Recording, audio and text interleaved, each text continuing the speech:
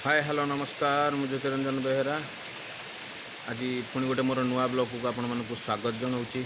आपण मानकर भल पाइबा आपण मानकर आशीर्वाद थिले निहाती भाव में आगू को जापरि। आपण मैंने देखिपे बर्तमान वर्षार प्रभाव केते जोर अच्छी।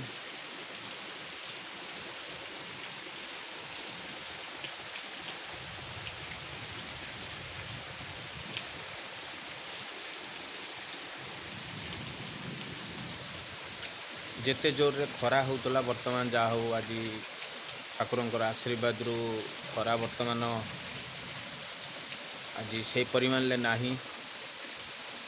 जाऊ इंद्र देवता जाऊ टिके आम उपरे कृपा रखिछंती। आज बहुत जोर रे वर्षा होची। ए गरम रु ए ताती रु रक्षा पाया पई आज समस्ते खुशी भी थिबे। प्रत्येक जीव जगत भी आज बहुत खुशी अनुभव करि पारथुवे कारण बहुत जोर रे वर्षा होची। कारण गछ प्रत्येकटी जीव बहुत कष्ट अनुभव करथुले।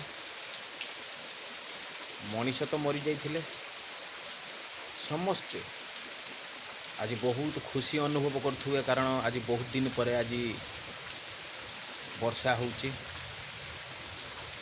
कारण जाहु जीव जगत बंची गला प्रभुंकर आशीर्वाद रु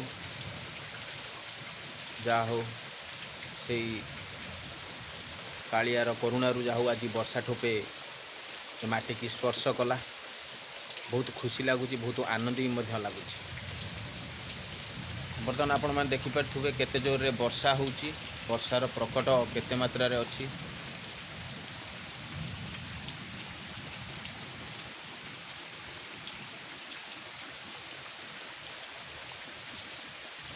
जाऊ से कालियार आशीर्वाद रु जाऊ आज वर्षा टोपे होती। जीव जगत जाऊ बंचीगला ए ताती रु जो मात्रा रे ताती होउथला जो मात्रा गरम होउथला जाऊ जीव जगत रक्षा पाईगला। से जगन्नाथ जगन्नाथंकर आशीर्वाद रु जाऊ ठाकुरंकर आशीर्वाद रु आज बहुत दिन पर वर्षा होती।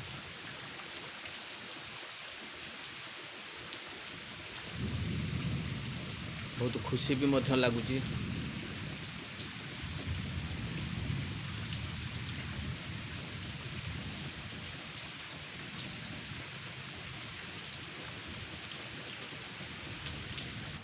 जीव जगत बंचापी बहुत कष्ट अनुभव हो पार्ला।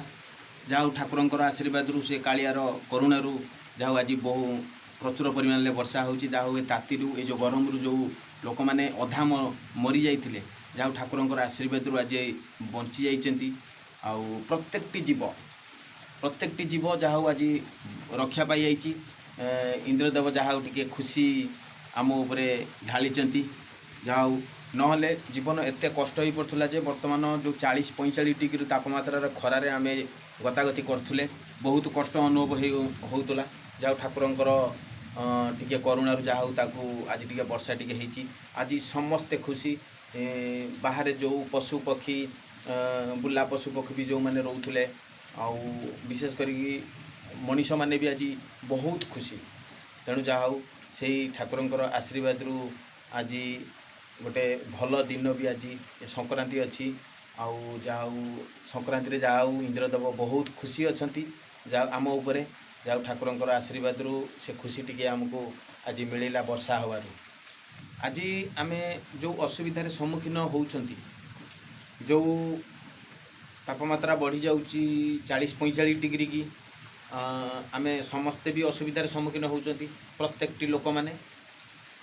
तेणु मोर एतिक रिक्वेस्ट तेणु आम समस्ते जमिति आगु को ए समस्या नहब तापाई आम समस्ते टिके आगामी भविष्य आम समस्ते चेष्टा करिबा जमिति आगु को ए समस्या न हो। 40-45 डिग्री तापमात्रा एबे हेची आगु को भी 50-60 डिग्री आड़ी तापमात्रा जाइपारे। तेणु से समस्या आम जमिति न पड़िबा ताप्रति आम टिके दूरदृष्टि दबा से समस्या को आम जमिति टिके न पड़ी पारिबा। आगामी भविष्य आम पाई बहुत खराब आसीबो।